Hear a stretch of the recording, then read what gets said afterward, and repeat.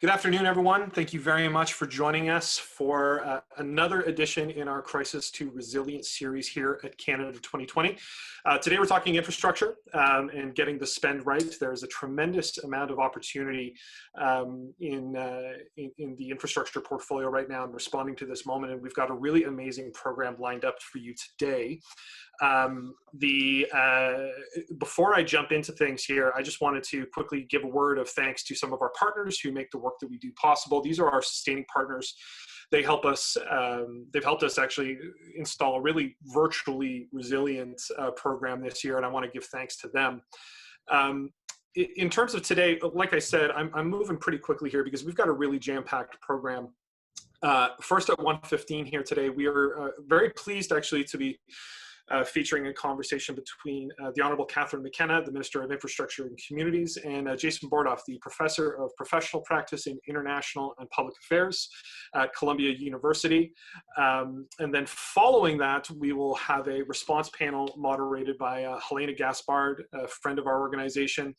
She's the Director of Governance and Institutions at the Institute of Fiscal Studies and Democracy. She'll be in conversation with Craig Stewart, the Vice President of Federal Affairs at the Insurance Bureau of Canada, Carole, the CEO of the Federation of Canadian Municipalities, and Jacob Glick, the Vice President of Public Policy at Telus. Many of you have been on these sessions before, you know the drill, but if you do have a question for our panel, both our Minister McKenna's conversation with Professor Bordoff or our response panel, you can do that in two ways. If you are watching on Zoom, you can use the Q&A function. Our team will be responding to them there. And if you're watching on Facebook Live, use the chat and we'll get questions. Again, we may not have time to get to every one of them, but we will do our best to do so. Quickly, before I hand things off to Minister McKenna, just a promo note. Actually, on Friday of this week, we're going to be paying attention to small business. We're going to be spending some time with the Honourable Mary Ng and an excellent group of response panelists. And then next week, on December 10th, we're going to be focusing on Indigenous economic reconciliation, something that we focused on a lot here at Canada 2020 with the Honourable Mark Miller. And with that, I will hand things off to Minister McKenna. You are actually in the driver's seat today. You are moderating our conversation and with Professor Bordoff. So I will hand things off to you. I want to thank you both very much for your time and take it away. Well, thanks very much, Alex. It's great to be here, and it's great to be with my friend Jason Bordoff. So just to give you a little bit of background, as I was thinking about who would be good to talk about infrastructure, in particular clean infrastructure, I thought of Jason. We've known each other for a while, Jason. I was trying to think about where we first met. A while ago, I've spoken at Columbia at your Center on Global Energy Policy. And I think it's also appropriate because you were there with Obama in the early days when there was also an economic crisis, and you were working on energy and climate. So I think you're certainly well placed to give us some insights. And also, I think, you know, a lot of Canadians are spending, well, we've been glued to our TV sets, I guess, like Americans too, you know, trying to figure out what does this mean, new Biden administration. And so I really want to thank you for joining us. You're joining us from New York, right? Yes. Live from New York. Exactly. You kind of set up like you're in New York. We'll do it on Saturday night next time. We'll do it on Saturday night. So first of all, from my perspective, actually, I've got my infrastructure, public transit. It's a canoe, so I should say I'm speaking to everyone from the traditional territory of the Algonquin and Anishinaabe peoples, and I do have public transit. That's a 100-year-old birch bark Anishinaabe canoe. But I spent a lot of time, obviously, thinking about infrastructure. And Jason, you may not know this, but our infrastructure program, it's $180 billion, which may not seem like a lot in your terms. It's a lot in Canadian terms, and we leverage other levels of government and other partners. So it's really $500 billion in investments we're making in infrastructure. And coming up from my previous job, I'm certainly now focused on, all right, we've said net zero by 2050. We need to get multiple benefits.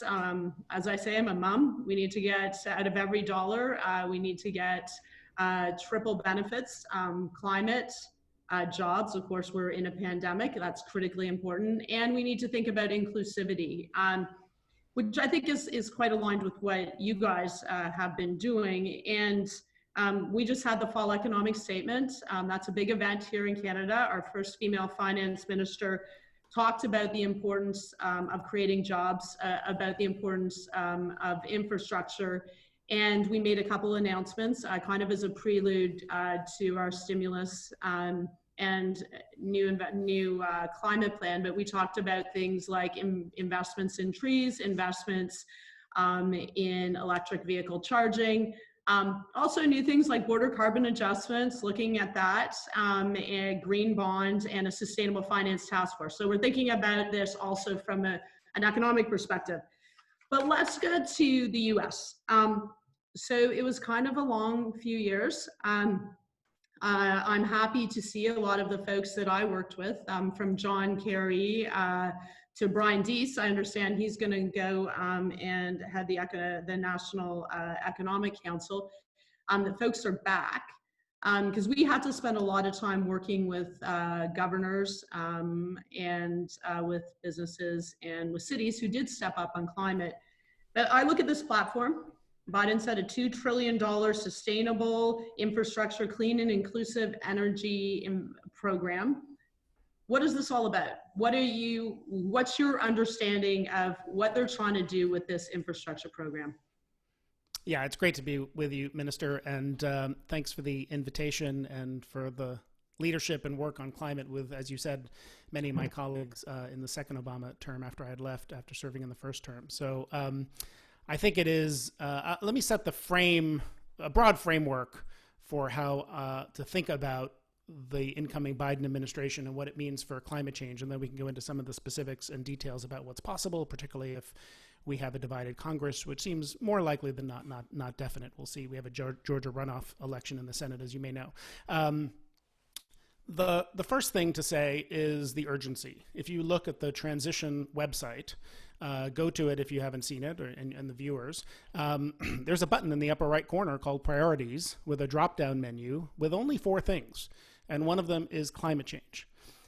Climate change was a very high priority for the Obama administration, but I think this is significant, that they are identifying climate change as one of their very top priorities, and that it is going to permeate in many ways throughout everything that the administration does as one of the top priorities they have to execute and deliver on, because they understand the existential nature of the risk.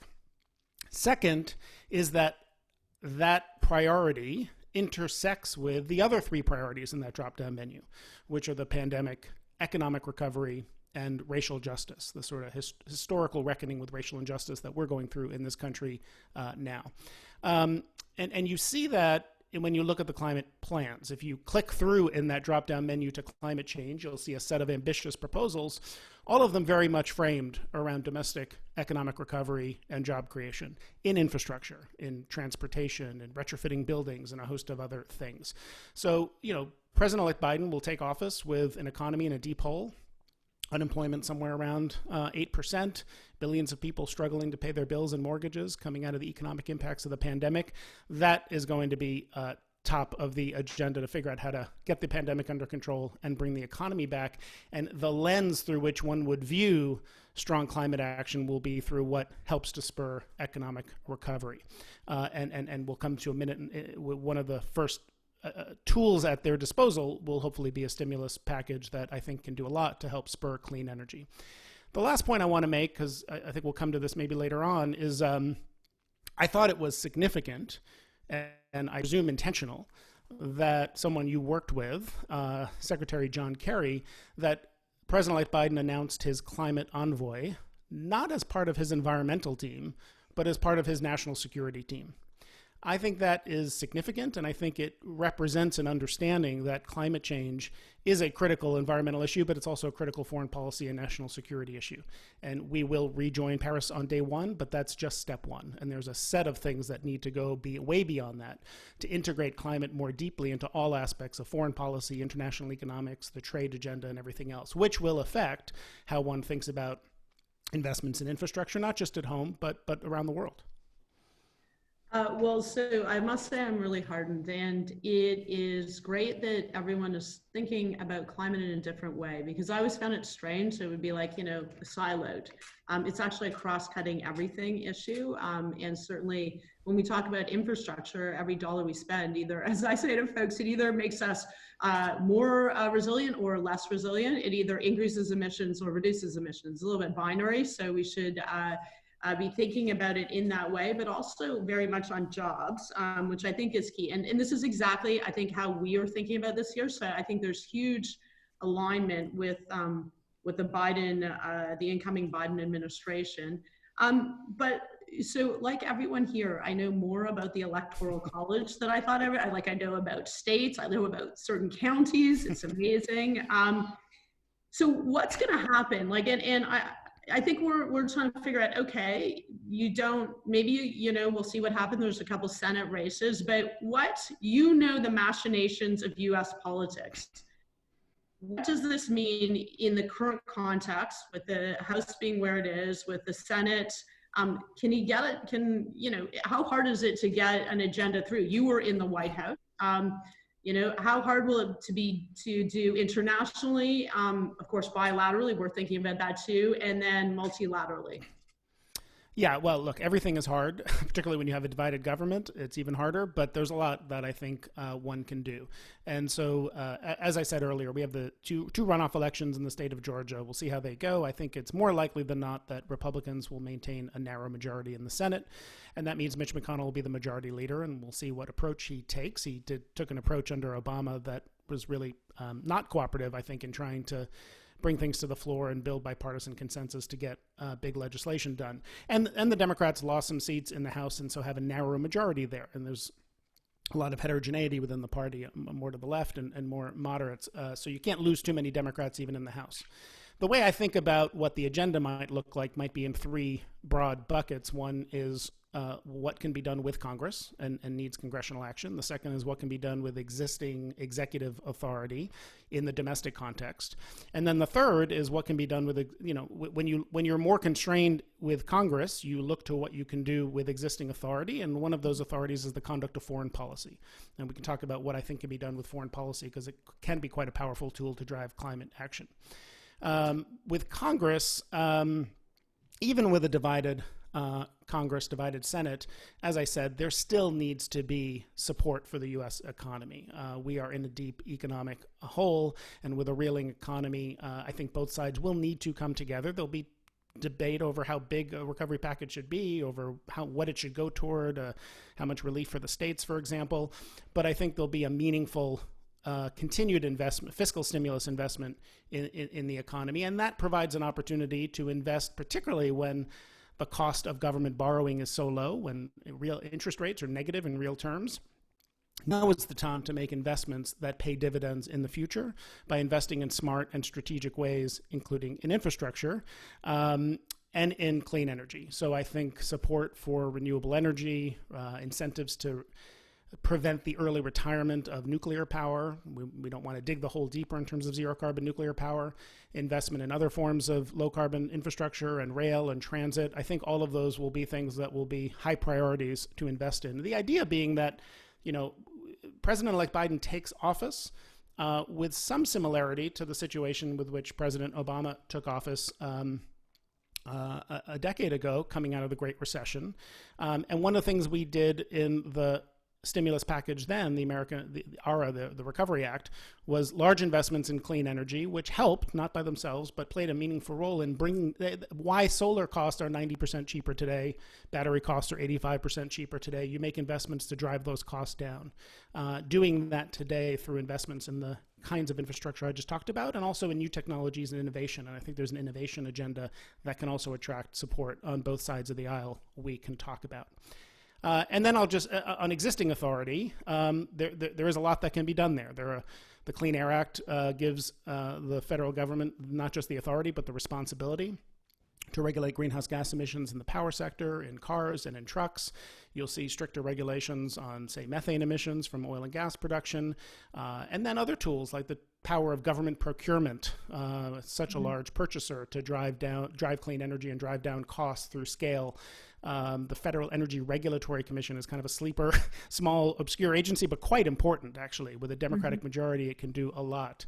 Authority over leasing of the federal lands and waters. So I would imagine a big push for more offshore wind leasing, for example. So there are several tools that, even without Congress, the administration can pursue, not without some legal risk, particularly with a more conservative judiciary and a 6-3 Supreme Court now.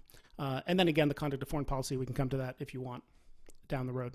We will definitely come to that.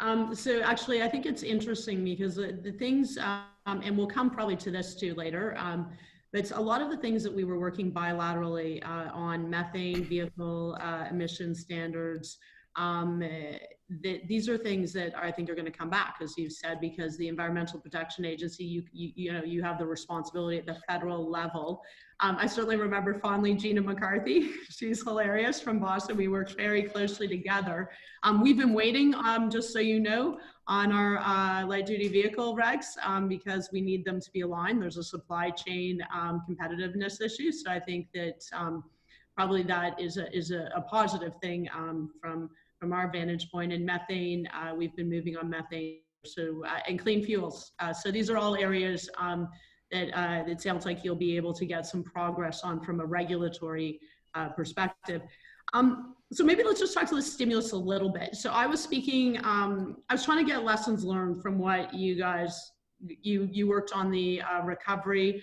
08, 09 was not like this, a very different recession, but very tough. And you came in and you mentioned a few things. I think, we've been doing a lot of work here. I spoke to John Pocari, who was there at the time. I think he was Undersecretary for Transportation, giving some ideas.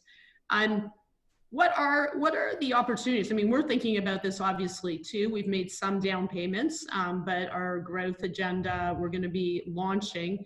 And in particular, I didn't give you a heads up on this. We did have a bit of a pre-conversation, but when I think about Ernie Moniz and your Department of Energy, you were doing some interesting financing.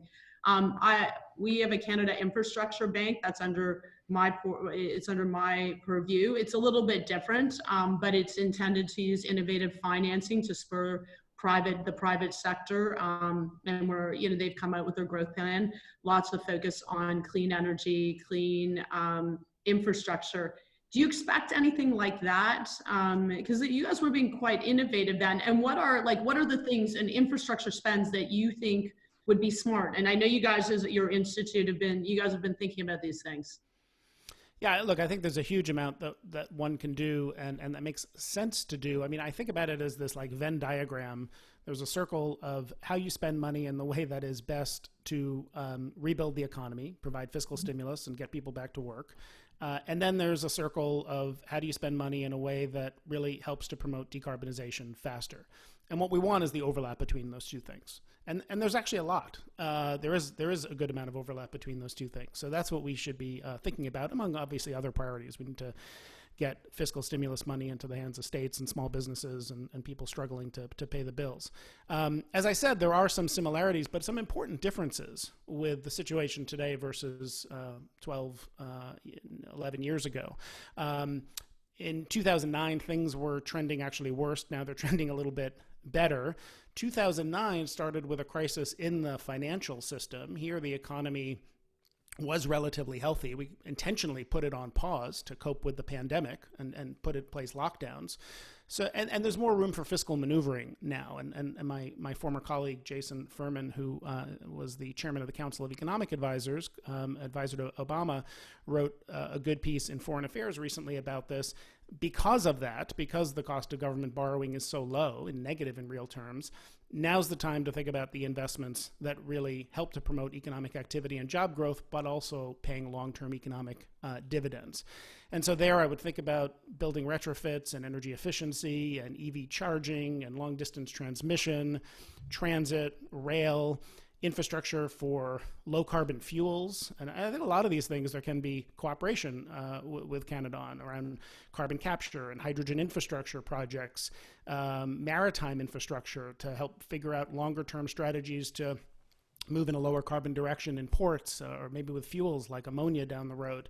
And then there's an infrastructure agenda that I think is quite important, and also an area where there can be cooperation on R&D. We recently put out a roadmap for what it looks like to launch a national energy innovation mission in the United States, and what would it look like to really go big on clean energy R&D.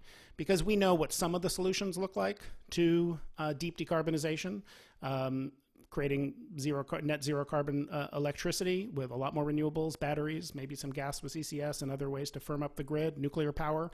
You can electrify some things that aren't electric today, but not everything. And I think when we want to think about heavy industry, cement, steel, shipping, aviation, maybe parts of buildings, maybe heavy duty freight, we're going to need other solutions beyond electricity with net zero emissions. And we need to be investing today to drive the cost of those things down in the future, as we did for solar, wind, and batteries a decade ago. So that's great. I mean, so this is just exactly the way we're thinking about it. So the fall economic statement was really important because it was intended, one, to talk about how we're responding from a health and economic perspective to the pandemic and to give people confidence, including our vaccine strategy. But it was also very much to set out where are we going and how do we see what investments we need to make. And the finance minister talked about 3 to 4% of GDP being invested. Significant amount would be in infrastructure. That's 70 to 100 billion dollars that she noted that we would need for our growth agenda. And as you say, we've got interest rate lows. Canada's net debt to GDP is the lowest in the G7. I mean, when you talk about energy efficient retrofits, EV charging, transmission, rail, looking at heavy industry, all these areas I think are huge opportunities that, I mean, I'm excited to be part of, that many of them are part of my portfolio. I'd add natural infrastructure. We started looking at infrastructure differently too. So that I think is an opportunity. But let's move to innovation, because I think this is where this gets me really excited. One, we need innovation, and I think you've set this out very well. I don't know, can everyone get this book, Jason? They can, and it's also just available on our website, energypolicy.columbia.edu. So you'll find it there, or just Google Energizing America. It's really great. It's a roadmap to launch a national energy innovation mission.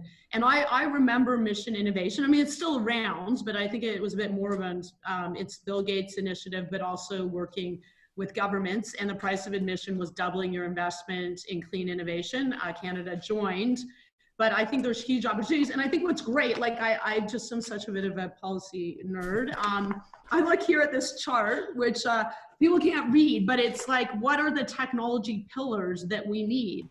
And that you're giving guidance. It's funny, you've actually like written out things like, I don't know if you've written out pieces for the new government, the new Biden administration to just take. But you talk about things like clean electricity generation, advanced transportation systems, clean fuels, modern electric power systems, clean and efficient buildings, industrial decarbonization, carbon capture, use and sequestration, clean agricultural systems, and of course, carbon dioxide removal, which we're gonna have to do because to be net zero, that is just a must have. And we're still far away in almost all of these. Some are more advanced, as you said, renewables, maybe even cleaning up the electricity system, although we're at 80% clean. I don't know, what's the US at, Jason, in terms of clean electricity?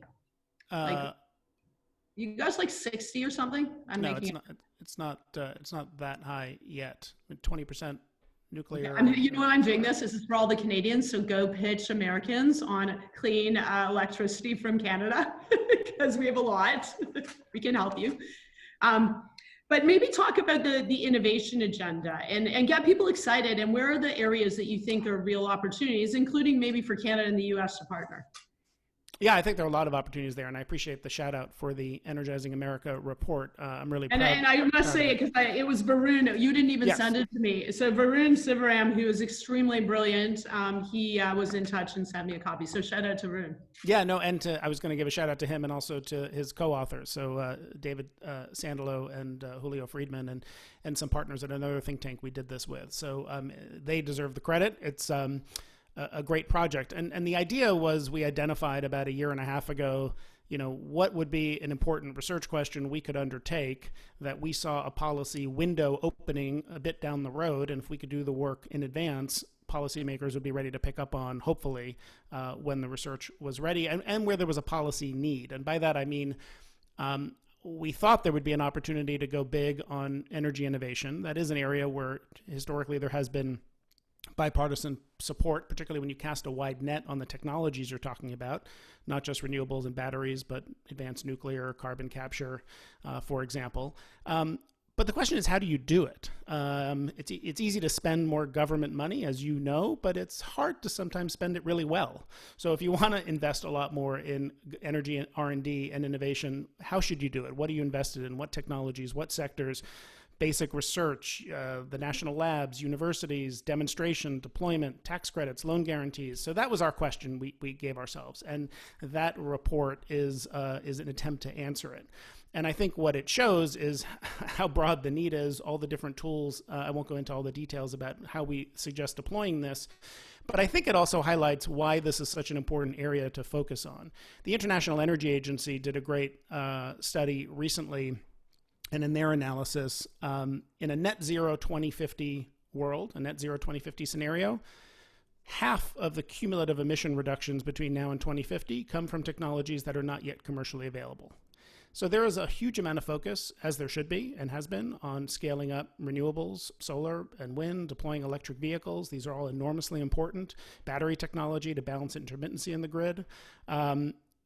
They're not sufficient. They're very important, and we can do a lot with them. But as I said a minute ago, there are many other sectors where we're going to need continued innovation to figure out how to generate low-carbon steel or cement, how to balance part of the grid. You'll get solar and wind up significantly, but there will be some component of firm load that may come from hydrogen or gas with CCS.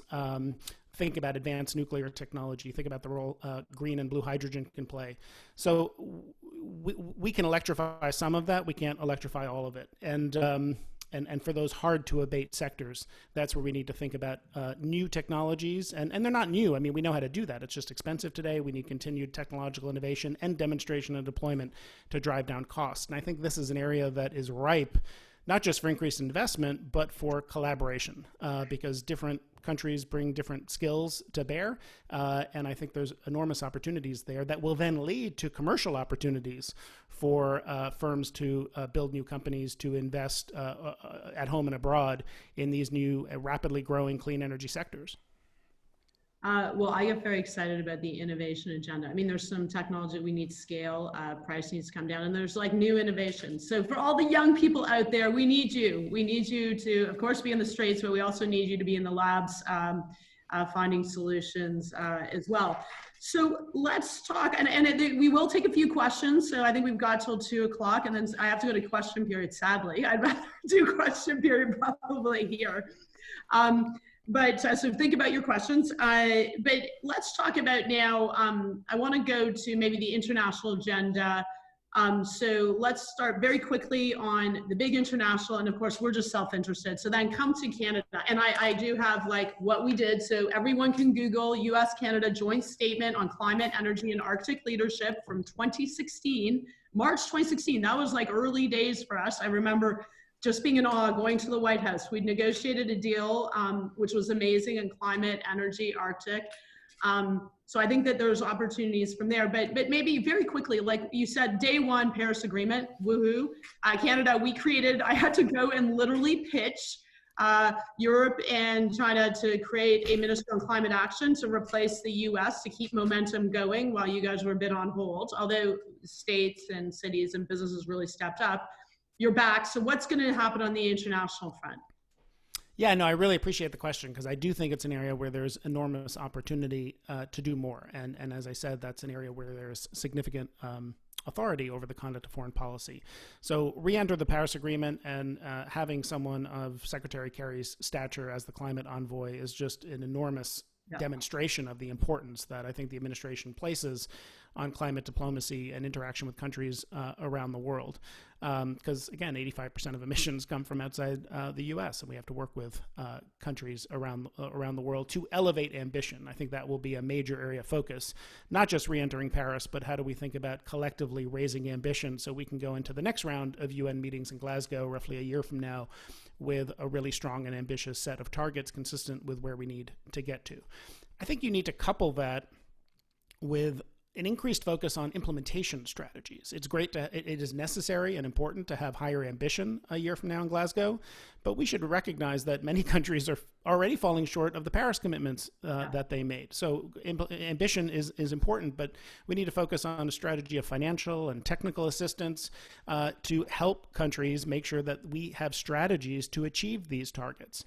I think you also would want to integrate climate change more deeply is a priority item into a range of other foreign policy objectives. So the international trade agenda, I suspect with a Biden versus a Trump administration, you'll see some return to WTO norms, thinking about bilateral or multilateral trade agreements, WTO reforms that might allow greater ability to treat low carbon content products differently or expand the scope of permissible subsidies. Are you talking about border carbon adjustments? Well, I mean, I think President-elect Biden has said that he favors carbon border adjustments. The European Union has said that they're going to pursue a strategy to put those in place. I would hope there'd be an ability to cooperate and work collectively to figure out how to do that rather than target carbon border adjustments at one another. So I hope there'll be an opportunity to use diplomacy to think about how to do that to level the playing field for domestic firms and raise ambition for others. Another important tool, I think, is multilateral finance. So in 2018, the Development Finance Corporation replaced its predecessor, the OPEC, has greater authority and in many respects. I won't go through all the different ways, but that's really important to help think about how to work with multilateral finance institutions around the world and regional development banks to develop strategies that work economically as well as environmentally for rapidly growing emerging market countries to invest in cleaner energy. About half, more than half, I think, of development finance today goes to the electricity sector. Many countries lack access, as you know, to electricity or reliable electricity. In the campaign, President-elect Biden said he would hold China accountable for coal investments through Belt and Road. Well, you can't beat something with nothing. So if you want to do that, you have to put a package on the table that works for emerging market countries from a financial standpoint. And I think DFC, the Development Finance Corporation, will be one way to do that. Development assistance at the Treasury Department, debt relief negotiations will be going on that could include a climate dimension. I think there's a range of tools in foreign policy and international economics that the administration could use to elevate climate in the agenda. So that's great. 5th anniversary of the Paris Agreement, folks. We need to land the market text. That was a text I was responsible. We need the rules now for that. So hopefully that was actually, I looked at this 2016 agreement, and of course, Mark Carney working on climate disclosure. I think that's really important. That also is related to where the money goes. And when we did Powering Past Coal, you guys were gone away for a little bit, but we did Powering Past Coal. Getting countries off coal does require supporting them and investing. They need often a differential because of risk and other reasons, and so we need to figure that out. I'm just going to quickly. But you can't talk about that because we got to go to Canada now because we're very self-interested here. So now let's talk about. So I've got this like really nice picture of the Prime Minister with President Obama. I remember it was just amazing going there and hearing them talk so strongly about climate, energy, and Arctic. So bilaterally, what's the opportunity, do you think? Is it like updating this agreement, including more on infrastructure innovation, which I kind of think, but I don't know if you have specific ideas. I think we helped push each other. You helped push us on vehicle efficiency, on methane. We were kind of coming in then, and I think that was important because we were able to land those here. But any ideas on like, is this important? Should we have a bilateral agenda? I hope the answer is yes. And ideas about what we should be focused on. Yeah, look, I think there are many areas of cooperation. I mean, we are in many ways an integrated market. And so when you think about electricity grids and opportunities to work together to develop lower carbon system, the hydropower that Canada has, the automotive sector, working together on setting standards for clean energy technologies to grow the potential market on both ends. I think there's a lot, and we've seen some examples of this even in the last several years, despite the federal government, the climate change partnerships, for example, between Canada and California with Mary Nichols to work together on cleaner transportation that can be ramped up on both sides of the border. I think those are all important priorities. I think we'll see clearly elevated ambition, and I think Secretary Kerry will work with countries to try to raise ambition across the board. Sorry, I was just hearing an echo for a moment.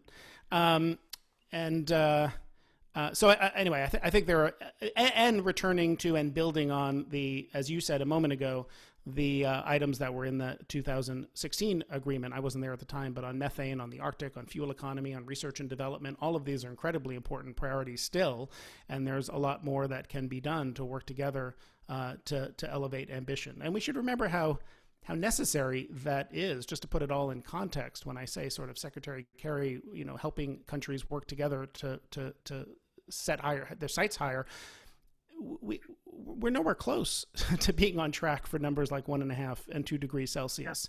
That's the starting point, right? We put the entire 5 billion people under lockdown this year, basically put the global economy on hold to deal with this pandemic. Emissions are going to fall somewhere around 8%. If you take 1.5 degrees Celsius seriously, emissions have to fall every year for the next decade at that level. I mean, it's just a sobering reminder of how staggering the challenge is and the scale of transformation needed. And we can't do that unless we work together.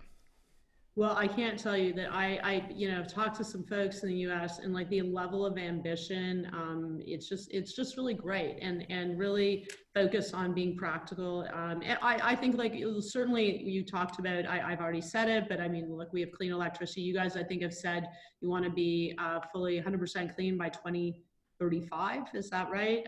That's 2035 electricity for the U.S. 2058 for the economy. Yeah. So you need us, I think. We have great opportunities. We're already doing that, clean electricity, but I think there's huge opportunities there. Our supply chains are so linked. So certainly on cars, electric vehicles. I think that when we look at standards, you already talked about that, but everything from vehicle efficiency standards to low carbon fuels, to all sorts of things. So I guess the only thing, this isn't really a question, it's just a statement. And I know that you don't control everything in the United States, but we are certainly hopeful that it's not Buy American at the cost of not partnering with Canada, your largest trading partner.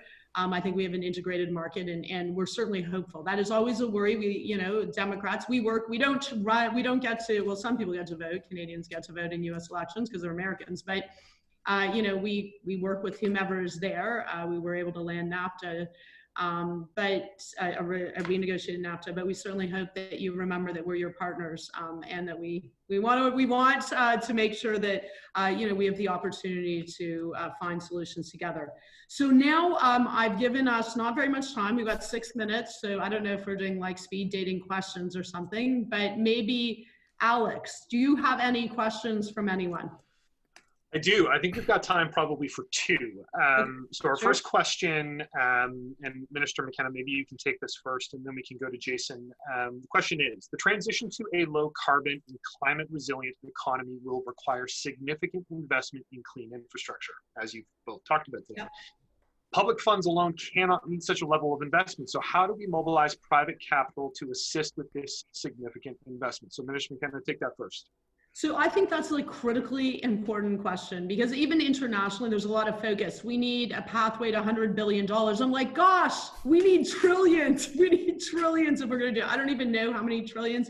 It's been different estimates of, quantums of tens of trillions of dollars. So we certainly can't do that. Government just does not have the firepower, and it doesn't make sense that we're not all working together. So, I mean, in Canada, I've talked about our $180 billion infrastructure program, so leverage that. We're $500 billion, but that's still nowhere near where we need to be on infrastructure investments. So we've got the Canada Infrastructure Bank. It just announced it's $35 billion, but it just announced a $10 billion shorter term growth plan, which is rightly focused on what can we get done soon that'll create jobs, but also lead us, into a cleaner future. And actually, interestingly, They have done clean ag. We haven't talked a lot about agriculture. That's got to be part of the solution. So that's really important. I mean, I think the work Mark Carney's doing is also really important, because climate disclosure, if you have to disclose, you're going to make different decisions. And I think this is where I'm going to be blunt. I'm quite a blunt person, as people know.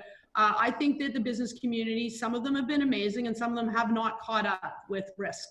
You should be focused on risk, and risk doesn't just mean quarterly risk. It means risk to your actual existence. And Mark Carney, I think, has talked about this, but many others have talked about this.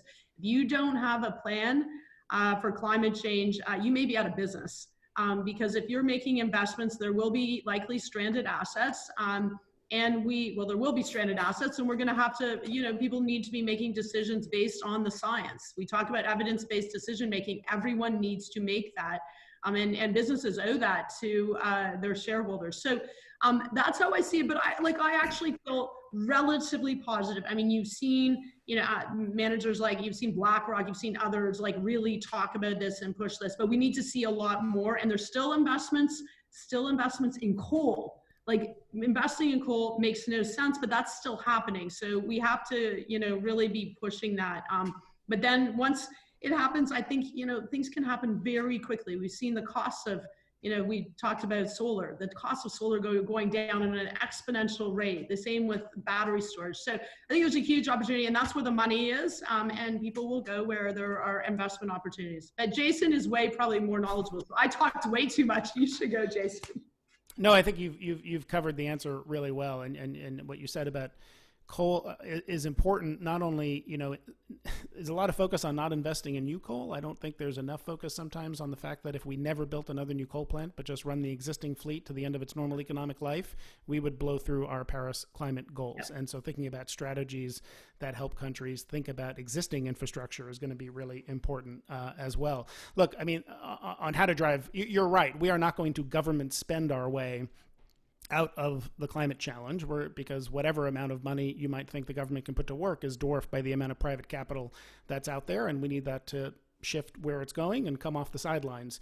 And I wouldn't have spent a career working in policy and built a center focused on policy design if I didn't think policy was critical to this. We're going to need to change incentives, internalize the social cost of internalize externalities, carbon price, or other government policies that do what government policy is designed to do, which is to account for pollution and make sure that people are considering that in the decisions they're making, and that's going to shift where the capital goes. I think that's really important through contracts for differences approaches, to de-risk investments, to invest in innovation early stage, to drive down the cost of things until they are at a stage where the private sector can pick them up for commercialization and deployment.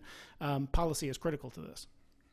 Well, thanks. And I didn't actually talk about carbon pricing. Obviously, that is part of this. Carbon pricing is key, but also regs on clean fuels and on methane. You're driving change, and there's different ways you do this. Okay, I guess, do we have time for a last question, Alex? So it'll be super quick. So this comes from Kumsa Baker. Can you expand more on triple bottom line, specifically on inclusivity? How can government prioritize inclusivity with existing dollars being spent? What benchmarks, key performance indicators, agreements can be used to ensure that the government is truly achieving inclusivity as new good jobs are being created in skilled trades? So, Minister McKenna, do you want to take that off? They're like metrics. We want everything. Okay, so the one thing I have looked at, and I'm working with StatsCan because we need evidence. But we are not making infrastructure investments always in communities of need. Like, how bad is that? We're making investments, that people who need the investments the most are not getting it. And if you read, I actually really encourage people to read Joe Biden's, Biden's $2 trillion plan. They really talk about inclusivity. They talk about the most marginalized, who did the least to cause climate change or environmental degradation, are the ones paying the cost. That's drinking water. That's not clean air. And it's the same in Canada with Indigenous peoples. Every investment we make, we need to be thinking about that. And that's what I'm now doing. We need to develop better tools to do that. But I'll give an example. I just made an announcement. It was with Ahmed Hussein in Toronto, a lower income neighborhood. And it was a disaster mitigation project. And the excitement around this project, because it wasn't just jobs immediately, which it wasn't just about climate change, because with extreme weather, they're seeing much more flooding. It was literally about people, like businesses, being impacted and kids not being able to go to school, and houses, you know, people who couldn't get insurance. And these were people who could not afford this. And so that's what inclusivity looks like. It means thinking about what are the impacts of, you know, the decisions you make, both in a negative and a positive way. And so I think this is critically important. And it's a real shift from how I think we've thought about making decisions. I think that's racialized communities. I think that that is Indigenous communities. It's also people who live in rural areas, because I think we don't think about inclusivity. I think we got to broaden how we think about that and make everyone part of the solution. That's extremely important to me. Yeah, I know we're 2 minutes over. You can't overstate the importance of this, as you said, in President-elect Biden's agenda. And I think recently, in the last year or two, this convergence, this coming together of the environmental movement, the climate movement with the racial justice community is very important. And it's going to have long-term impacts for how we think about climate policy, thinking about the impacts of climate change on agricultural workers, on low-income and historically disadvantaged communities, thinking about where communities that have historically been affected by climate change and pollution from the energy we've been using for a long time, the impacts of affordability of climate policy and of energy in low-income communities in the U.S., but in the global South as well. This is about energy access and equity in countries that are not responsible the way some larger economies are for historic emissions. Thinking about how to deploy significant resources and design climate policy in a way that puts front and center issues of equity and race and justice has really taken is in a very different place now, that conversation, and that's really important and will be a major focus for how I think you see climate policy designed. That's going to do it for us for this first portion here. Professor Bordoff, Minister McKenna, thank you. We have tons of questions that we didn't get to, but Minister McKenna, I'm going to send them to your team Right. if you guys want to dive into it a little bit. I'll do the answers in question period. I'll just exactly. But thank you very much for joining us for our Crisis to Resilience series today. While you exit, I'm going to ask my response panel to turn their cameras on, turn their microphones on, and we'll move along to that. So, Minister McKenna, Jason, thank you so much. We really appreciate your time. Thank you so much. Great. Thank you. Jason. Thanks. Bye. Okay. So I now have the great pleasure of handing things over to Helena Gaspard. She is the Director of Governance and Institutions at the Institute of Fiscal Studies and Democracy. Helena and her team were a fantastic partner of ours for our recovery project. And she has an excellent response panel, particularly given the conversation that we just had a chance to tune into. I think there's a lot that we can dig into there.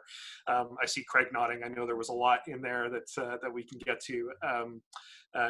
Jacob, I know Telus has done some work recently on rural and remote communities, and in terms of infrastructure and underserved communities, there's a lot to be done there. So I'm just going to quickly do around the horn here. So as I mentioned, Helena Gaspard is going to be our moderator for the next 45 minutes or so.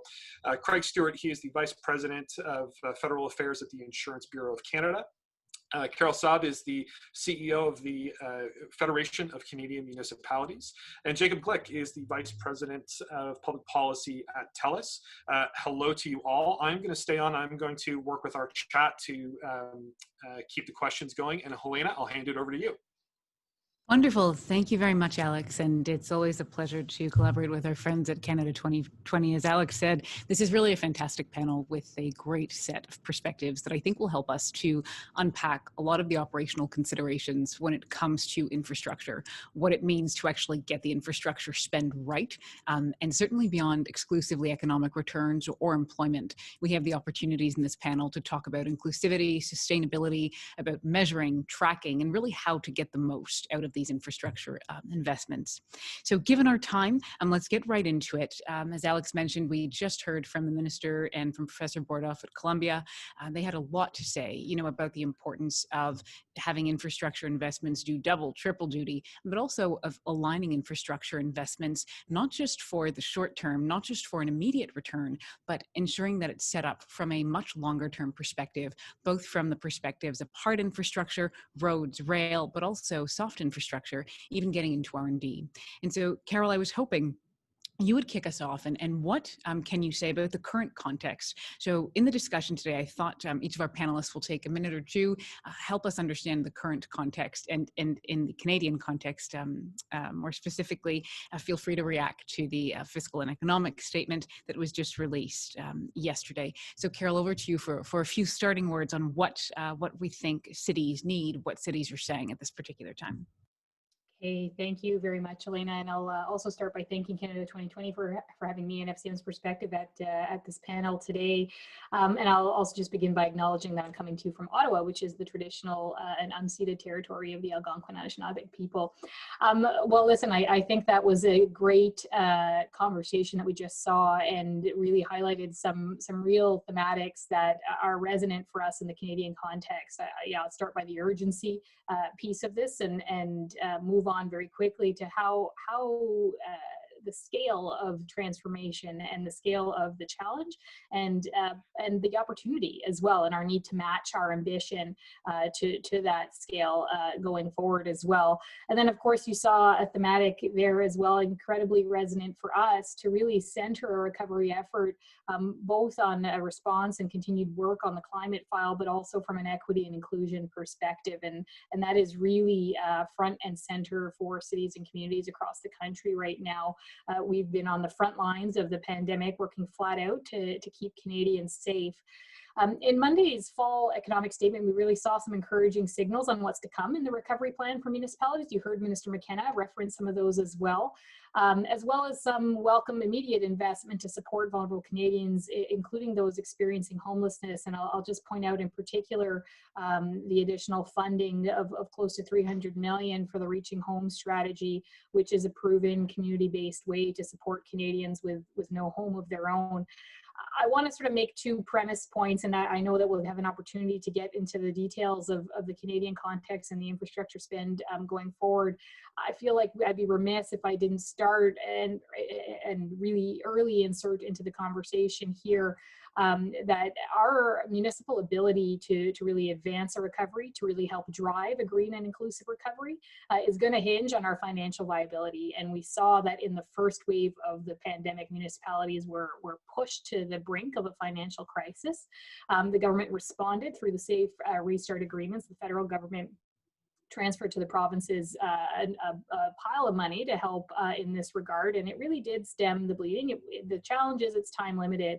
And so as we go into a second wave, the first tranche is now has been riding through this, and we're at a place as well where municipalities are going to again having to be looking at their 2021 budget cycle, which is happening now, starting to contemplate a real potential necessity to pull back on some of the essential services, as well as some of the major projects that are going to drive an economic recovery going forward and drive our work on climate, drive our work on inclusion. And so really, I'll say we need first and foremost to see some timely action again from the federal and provincial governments to work with cities in that regard.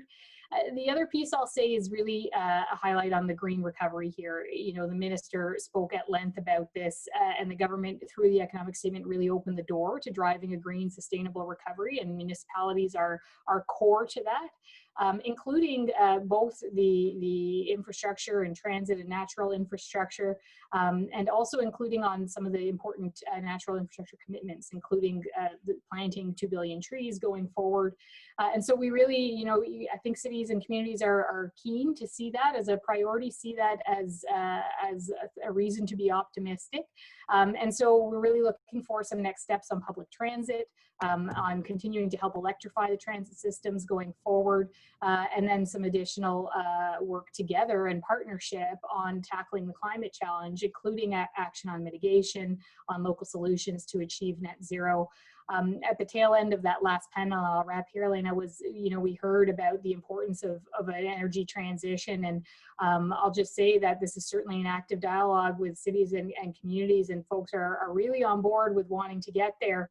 But we've got to do it in a way that also recognizes that we need to support some communities whose economies are reliant on these current energy systems to engage in this kind of a transition. And so I just wanted to highlight that because it's often missing in the conversation about the very important and very necessary transition to a green economy.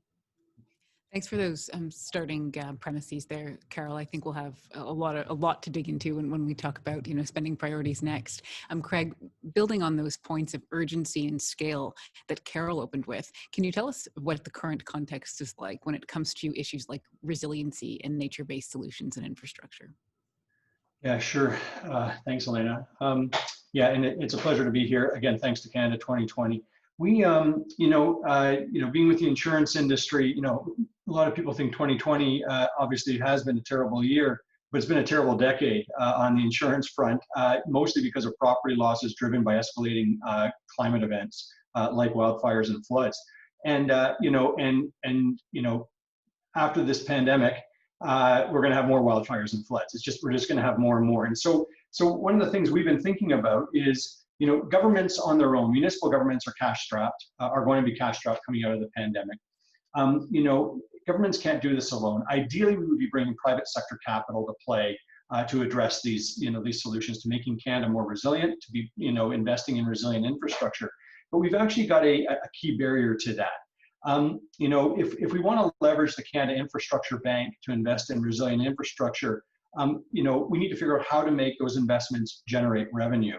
And pricing climate risk mitigation is difficult. Whether we're improving stormwater drainage or introducing flood retention or diversion facilities, we're challenged to properly price that resilience value and then capture that in terms of a return on investment that can then be provided back to investors. This is a global problem. It's not just something we're experiencing here in Canada. And the minister mentioned natural infrastructure.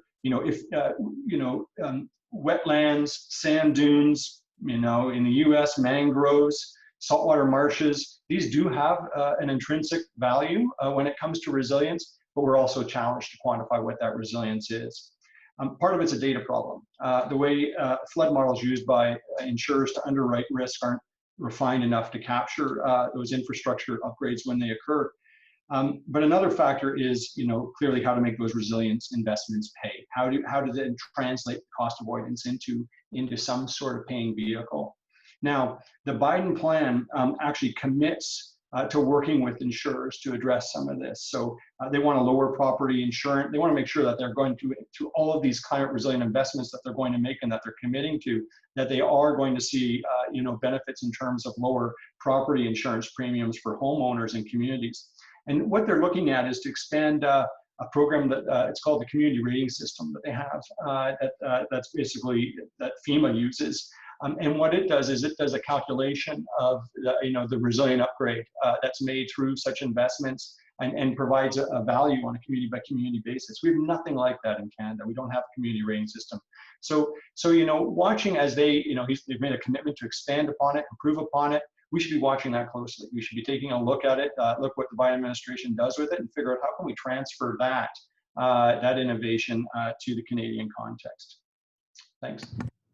Thanks for that, Stewart. I think that theme of data gaps, of total lack of understanding or lack of, say, digital twins that they have in other jurisdictions matter a great deal, especially as we're looking forward. And picking up on your point about the importance of collaborating with the private sector. Jacob, Telus, I know Alex mentioned at the top, just released a report on broadband gaps for rural communities, for Indigenous communities, and I'm hoping that you'll be able to speak to that report to help us understand the current state on what it looks like in terms of broadband services connectivity in Canada. Sure. Thanks so much for the question, and thanks for everyone for participating in the panel, and for Canada 2020 for hosting as well. You know, when you think about how critical many of the infrastructure and public policy priorities that have already been articulated are, and how so many of them require advanced connectivity, you can see why investments in broadband networks now aren't simply something to be thought of in the context of a nice to have or a separate policy discussion, but deeply inform all of our public policy, including our conversation about infrastructure. And in fact, telecommunications infrastructure is infrastructure. And you know, we really learned that very acutely that day in March, when we all went home on a Friday and we were told we weren't coming back into work on the Monday. And all of us on that Monday turned our computers on at home, and they worked. And those of us who have office jobs and those of us who could continue to work still were able to participate in the Canadian economy, still able to drive growth and innovation, even in a very challenged environment. In an environment where broadband usage spiked so tremendously, it was like the Super Bowl or Mother's Day of internet traffic levels every single day. And that's not an accident that those broadband networks were so resilient across the country. It is a function of the literally hundreds of billions of dollars of investment that private sector companies have put into those networks over time, notwithstanding the fact that Canada is the most expensive country to build broadband networks in the G7, with the highest spectrum costs anywhere in the world. And so what you need to think about in how we can make broadband available and how we can make access to broadband even more equally available in our rural and remote areas, we have to think about the proper policy vehicles that will enable that. So we can go into that in some depth, but you know, the short version is what the government has done on UBF is a good first start, because it prioritizes areas that are uneconomical otherwise to reach, and it allows companies, especially through the rapid response funds, to get applications in quickly. But for it to be successful, it has to coordinate with municipal funding vehicles and provincial funding vehicles. And it also has to align with the way the private sector itself makes funding decisions that are outcome driven, i.e. the number of homes passed, the number of new connections made. And so in order for any policy vehicle, including the Universal Broadband Fund, to be successful, it has to accommodate for those things. The other thing that we're going to have to do in order to drive broadband and thus see the productivity gains, the environmental gains, the health gains, the social gains, the economic and educational gains spread equally, not just in our dense urban centers, but to our rural and remote communities, is we also have to unlock all sorts of fallow spectrum. So spectrum is the unseen highways on which data travels wirelessly. And there are many places in Canada, because of the way spectrum has been allocated previously, that spectrum is being held by companies who simply don't use it. And if that spectrum was put to use, the companies who have already deployed broadband networks in some of those places wirelessly could double or triple, or in our case, quadruple the speeds that we provide to rural communities with the flip of a switch. So that's just the starting point of how to think about broadband in the context of broader economic development and broader economic opportunity and equality for rural and remote Canadians. And interestingly, and this goes back to what our panel was talking about previously, the US is actually ahead of Canada significantly on this. The US is rolling out spectrum at a much faster rate than Canada is, which means that there will be literally tens of billions of dollars of productivity advantages that the US has over Canada in the rollout of next generation networks. You know, and Jacob, you're already seeing that today in raised... the advertising that some of those US cell phone companies put out there.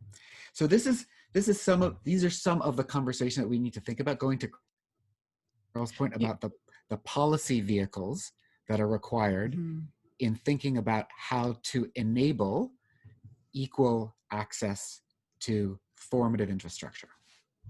I think those are really important points of departure, and you've certainly painted a vivid portrait about infrastructure and infrastructure needs. Craig, I'd like to flip back to you, and I want to zero in on spending priorities. And I know everyone must have a laundry list of what spending priorities could be. But one of the things we heard Jacob talk about, was really, the importance of pushing out, building out, and ensuring that, when infrastructure is stressed, that it can respond. But you'll know better than anyone that assuring against the 1% is not always practical. It's not always feasible. So what are your spending priorities when it comes to green infrastructure and disaster mitigation?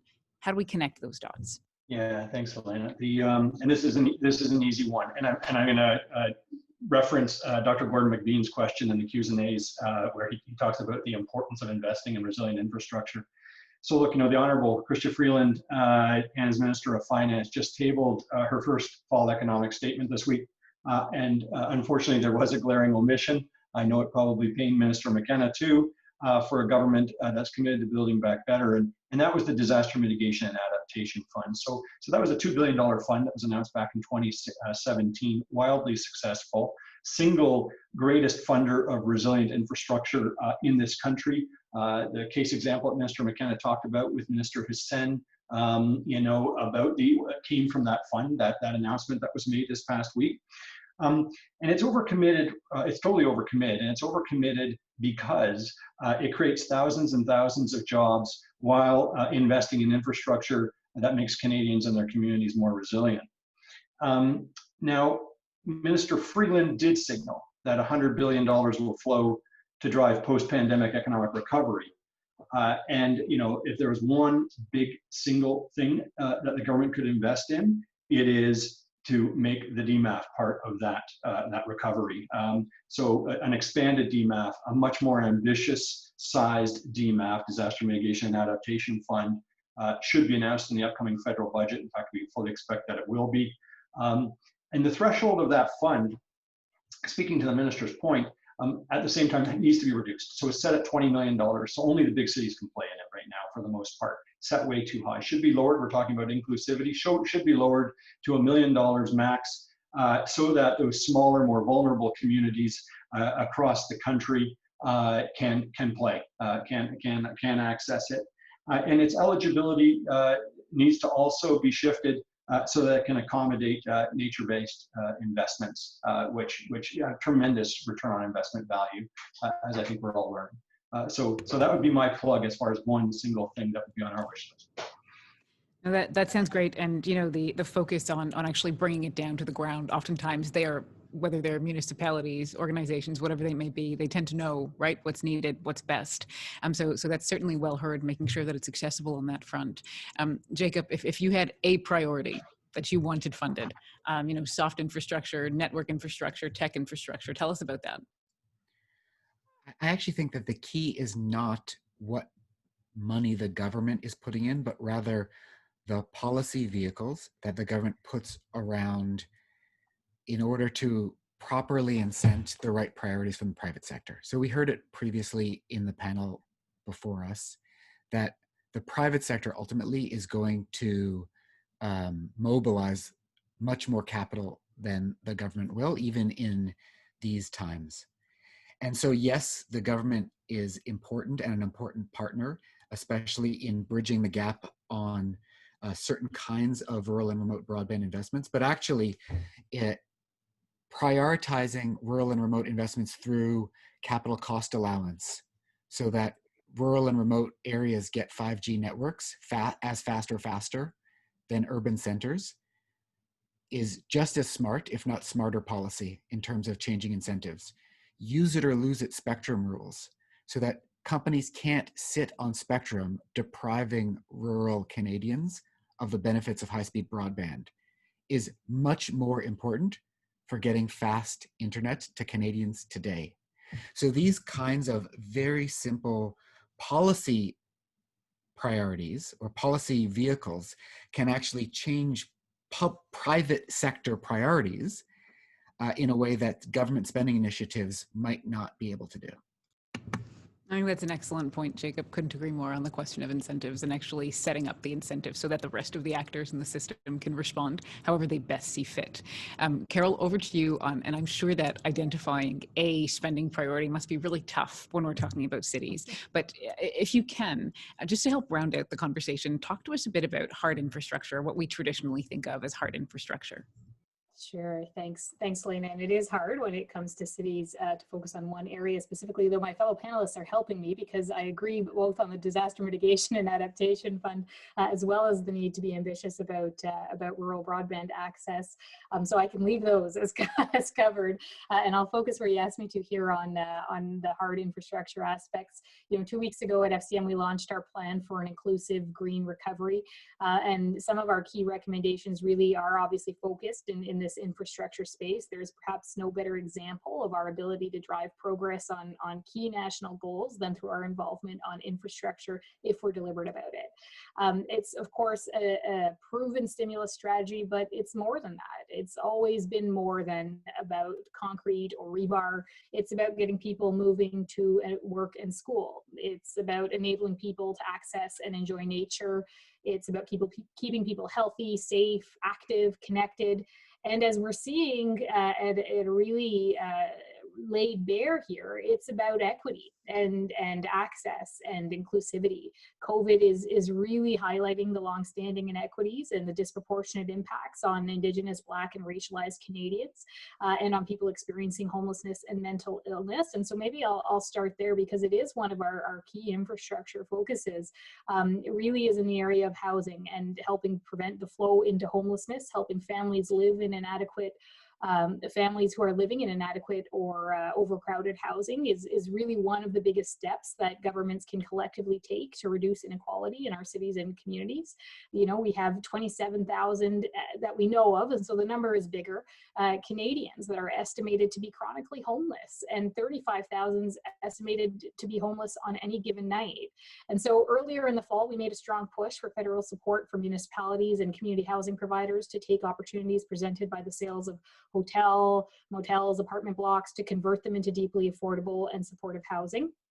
The federal government responded directly and worked with us to create and then launch the new $1 billion Rapid Housing Initiative, which will really urgently help some of the most vulnerable in our cities and communities.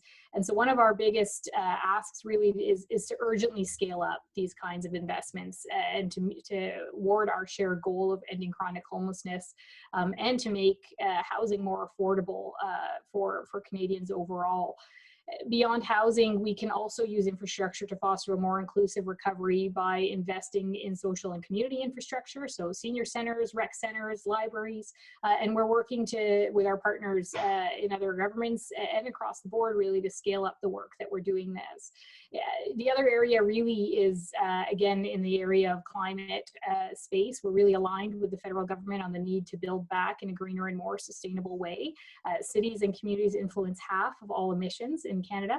And so scaling up local action is really key to achieving net zero emissions. And we have before us in the kind of recovery and investment opportunity that we'll see a really generational opportunity to protect Canadians from inevitable effects of climate change, while setting Canada on a clear path to achieving a net zero emissions economy by 2050. And so we want to see real investments toward that. One of the main ways to do that is through expanding our public transit systems, systems which have been hit hard and will continue to be hit hard by this pandemic, and they are the backbone of livable, competitive cities, and bar none one of the best ways from an infrastructure perspective to meet our climate goals.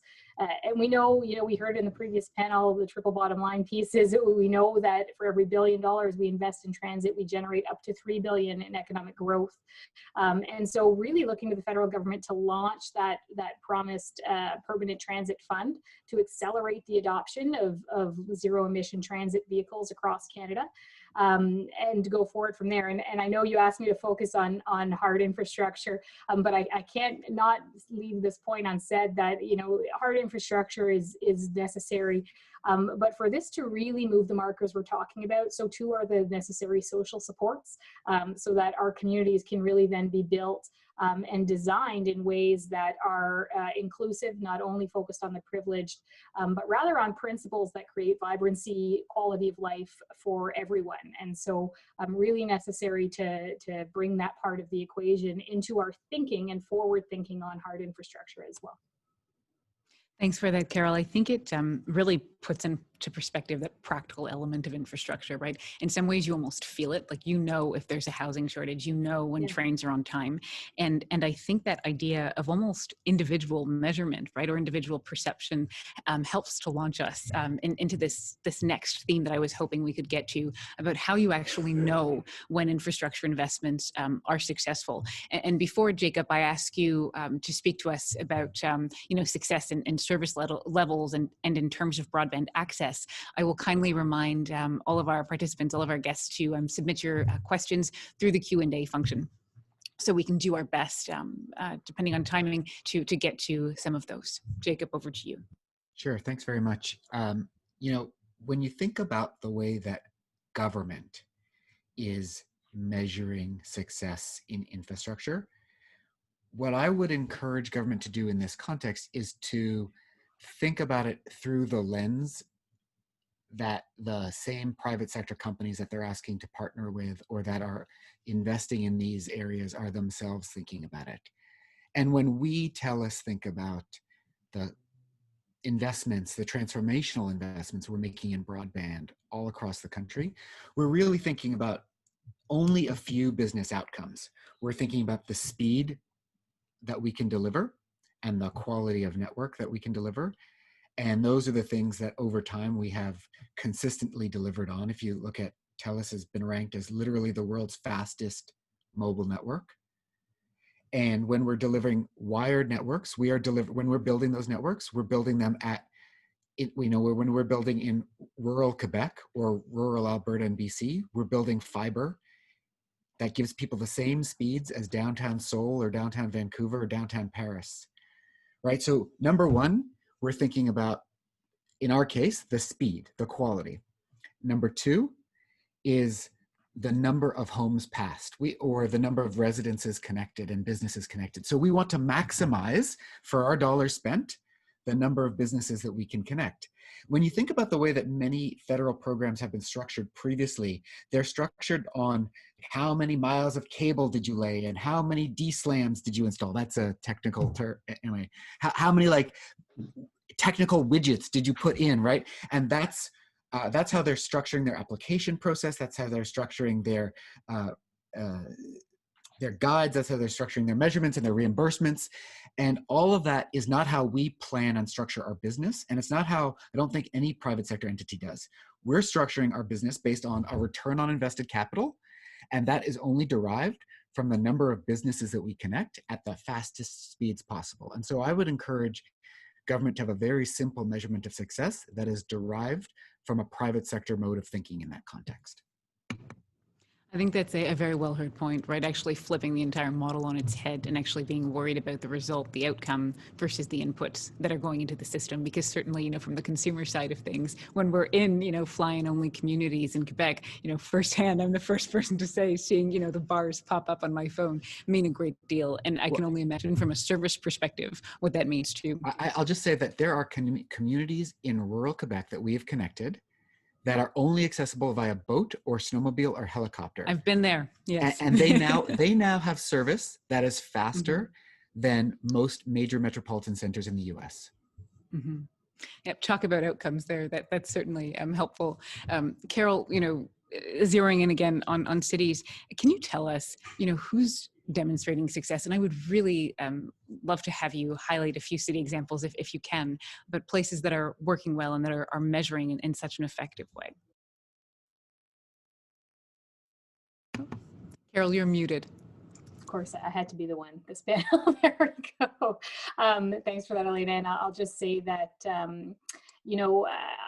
I'll get into the sort of municipal examples in a moment. And I'll just say that, while I think it's very important for governments at all levels to be very aware of the metrics that the private sector are using, I think really fundamentally the one measure of success for the government needs to be, are we making the lives of all Canadians better? And I think infrastructure is one of the key ways to drive progress to that end. So at a municipal level, you know, municipalities are used to balancing short, medium, and long-term considerations, to being accountable, not just to the individual residents, but also, you know, local stakeholders, whether it's your citizens or the Chamber of Commerce or environmental and community groups. And really the sort of social, environmental, and economic lenses on infrastructure are necessarily so then built into the way that municipalities do business across the board. And so this might be a bit of a cheeky answer, but I think it's worth highlighting as well that one of the best ways to maximize infrastructure investments and to ensure that we're measuring the right things and tracking the right things and planning for the right kind of outputs is to have local leaders at the table when those systems are being designed. Again, bringing that very critical perspective. We've seen it work when that's happened, and we've seen it not work where that kind of collaboration isn't happening. And so I'll highlight for you a few examples that actually bring a number of municipalities together. And it's a great example on measurement and collaboration at a federal and municipal level. And I'll start by talking about a municipal climate innovation program that we run in partnership with Infrastructure Canada. And we help really build capacity through programming in this area.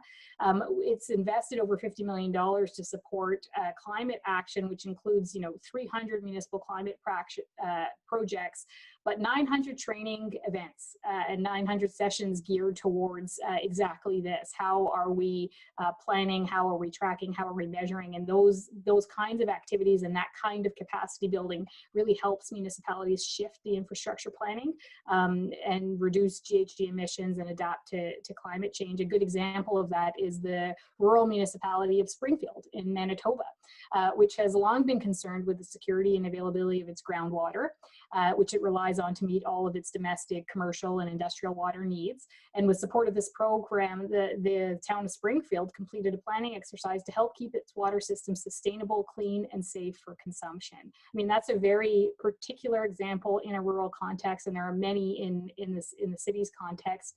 And I would say that in the rural context as well, it's important to really be serious about building that capacity for municipalities. Again, the federal government has stepped up and really partnered with the FCM on this through an asset management program that again has helped over 600 municipal asset management projects improve their infrastructure decision-making processes. This is help that's targeted to some of Canada's really smallest municipalities to help build their capacity to better assess the state of infrastructure projects and plan for the future. So really, I mean, tailoring and understanding where it is that we need to target some capacity building support. How do we share best practices? How are we leveraging and building communities of knowledge in this space at a local level? I think are key to the answer. And certainly the federal government has been working quite closely on that regard, which is good news. Thanks for that, Carole. So, I mean, you certainly brought us back to ground zero when it comes to the role of the state and making lives better, but also recognizing too that it's not only sometimes, or it's more than straight investment or dollar investment in assets. It's actually about training and about a much longer term strategy to help recognize what success looks like over the medium and long terms. Craig, I'll give you what I think is a very difficult question, mainly because I'm really quite curious. If you were to measure or quantify resiliency, right? If we're talking about infrastructure resiliency, disaster mitigation capacity, how do you do that? So there's two ways to answer that question. I'm going to start with the sort of more technical, very direct way of how you measure it. I said in my earlier comments that it's difficult to measure physical risk. It's difficult. We know how to do it. It's just difficult because of the data issue. So the easiest way to quantify resiliency is to model averted losses. So the insurance industry prices risk when they set your premiums. They do that by generating average annual loss figures based on the location of the property, its exposure to a particular peril, the value of the property, and the contents that it contains, or the services that it provides. So if we model a disaster event, let's say a 1 in 100-year flood against a community, insurers could then estimate that the losses that they will incur against their book of business. We can therefore model how those average annual losses would change if flood defenses were put in place. And when you take those averted loss numbers, then you can actually come up with a resiliency value that you then tie to whether it be gray or green or natural infrastructure. By aggregating these for any community protected by these defenses, we can then quantify the resiliency value in advance, and then model them over time. So the classic example is the Red River floodway that protects Winnipeg. Was built back in the 1960s at a value of, I think, $60 million, but has yielded over $40 billion in averted losses ever since. But on a broader way, the way to answer your question is, we need targets. This country, we've talked about 2030 targets in terms of carbon reduction. We're now talking about net zero by 2050. So we do have targets on the mitigation side, on the climate mitigation side. We don't have them for the climate resiliency side. We should have national targets, which would then focus spending, and could be framed in terms of inclusivity, such as, we've got about 1 million properties in this country exposed to flood. So homeowners, residential flood properties. Those are going to, as this becomes disclosed, these will affect the values of those properties. And they can't, and we have to be careful, because if they can't get insurance, they can't transfer that risk, and the value of those properties are going to go down. This is why Minister Blair announced 2 weeks ago a task force on high-risk residential flood insurance to make sure that every Canadian can get some sort of flood insurance irrespective of risk. But if we had those targets, there's 1 million of those properties, and we could say by 2030 we're going to mitigate, half of them. If we had some sort of target, then you could be quantifying. You'd have a different measure. You'd be able to quantify at a national scale, drive action, and then determine also the value of this programming, such as MSIP or DMAF, in terms of meeting that goal. So that's the second way that I answer the question. Thanks, and I appreciate certainly the data gaps and the challenges there, but I think it's so helpful to hear it laid out, right, that there are options, and that these things simply have to be done. It's been a fantastic conversation. You folks certainly have much, much more to say. In the interest of time, I'm going to try to conclude and take audience questions at the same time. So there have been a few questions that have touched on the issue of coordination, and other questions that have touched on the link of how government and business can connect. So here's what I'm proposing. Carole and Craig, I would appreciate, as a summary, if you can each comment, and Carole, we'll start with you, on how collaborations can be done effectively on those spending areas that you've highlighted, those challenges, Craig, that you've highlighted between orders of government. And then Jacob, your question will actually be how can governments better align criteria for policy objectives with business objectives. What do they need to do there? So Carole, we'll start with you, and then we'll head over to Craig. Okay, thanks very much. You've really named what is the question that I think is key for us collectively as a country to advance our game in, if we're going to be able to be as successful and meet the ambitions that have been stated around the kind of recovery that we want to have. It's going to require collaborating in a very different way, in a very tangible way, and that's going to need to look a lot different. Currently, in a number of areas, we see conversations that are fractured because they aren't being had by orders of government collectively at the same table. They're happening in silos. There are different perspectives coming forward, and there really isn't an ability to do that, or really hasn't been the will to do that, because there is an ability, and it's quite simple, in fact. And we've started to see some progress on this front. And again, I'll highlight the rapid housing initiative, where we worked quite differently with the federal government through CMHC to be able to have very direct conversations from a city's level with the federal government to say, all right, where is the need across the country now? If we're going to acutely try to target some resources to pull people off the streets in the midst of the pandemic, how are we going to get the best bang for the buck? And we were able to have a very tangible conversation about that, to share information, to agree on what that should look like. And the results are a program that is going to be able to move fast. and a program that's going to deliver the kind of outcomes in a targeted way. And that is both a model that needs to be scaled in the housing context, even in that own program, but really across the board. You know, I was just in, previous to coming to join you on this panel, a conversation that FCM pulled together in the context of our urban project, which was set up to try to create a venue that was across governments, but also brought in the private sector, also brought in academia, also brought in civil society to say, we all have levers to bring to bear on some of the biggest national challenges. We need to be talking to each other, and let's try to do that. And one of the key takeaways every time we have one of these conversations, regardless of the issue we're talking about, is that we need to do this more, that there needs to be a formal way to engage, that we need to move past what are red herrings around, you know, whether or not constitutionally we're allowed to talk to each other, which is just so silly, to being able to just say, you know, the challenge and the scale of the problem and the scale of our ambition gives us collectively the imperative to do better and to work together, and Canadians demand that of us. And so I think across the board, a real refreshed approach to collaboration is required. Fantastic. Thank you for that, Carole. I'm getting the time flag waved at me. So Craig and Jacob, we'll do our best to keep this succinct. Just so really quickly, I'll echo what Carole said. We need to be able to break down those barriers, stop loving the problems, and focusing very, you know, directly on the solutions.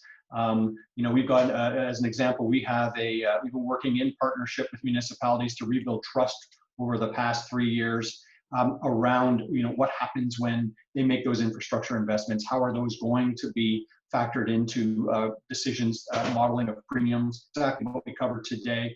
We've been collaborating through this entity called the Canadian Water Network, focused at the University of Waterloo with some of the largest municipalities across the country, and then together with FCM to answer these direct questions. We're only going to get there. I mean, in our view, municipalities are on the front line, so that's where we're focusing more and more and more, and building those collaborations at the ground level.